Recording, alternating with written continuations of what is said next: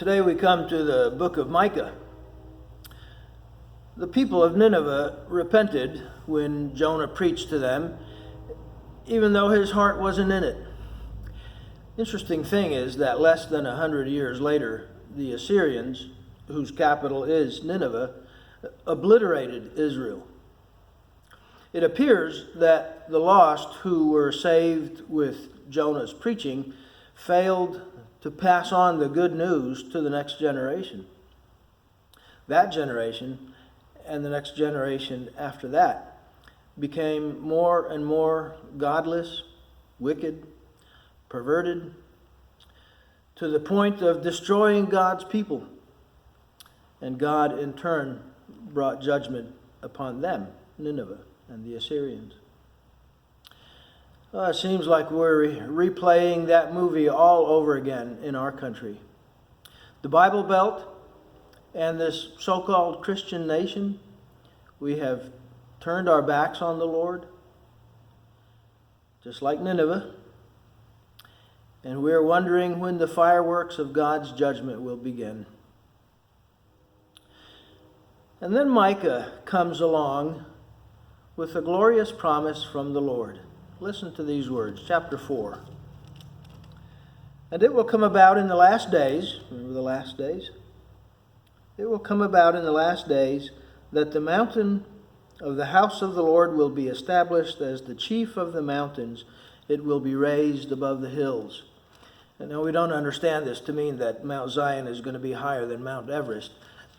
No, it's going to be elevated in terms of importance and prominence and significance, not altitude. And the peoples will stream to it. Many nations will come and say, "Come and let us go up to the mountain of the Lord, to the house of the God of Jacob, that he may teach us about his ways, and that we may walk in his paths."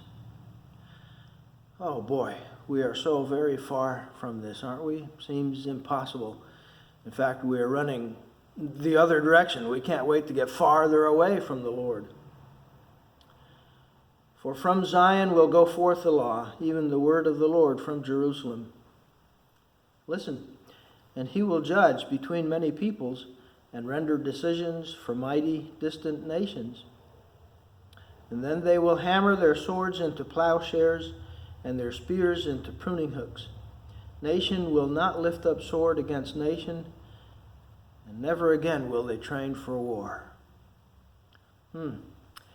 Can you even imagine a world without war? Wow. Each of them will sit under his vine and under his fig tree with no one to make them afraid. Security, safety, productivity. For the mouth of the Lord has spoken. Though all the peoples walk each in the name of his God, as for us, we will walk in the name of the Lord our God forever and ever. In that day, declares the Lord, I will assemble the lame and gather the outcasts, even those whom I have afflicted. And I will make the lame a remnant, and the outcasts a strong nation. And the Lord will reign over them in Mount Zion from now on and forever. Even so, come, Lord Jesus. And even now, the Lord is forging his people that he might be their God. May he bless your day.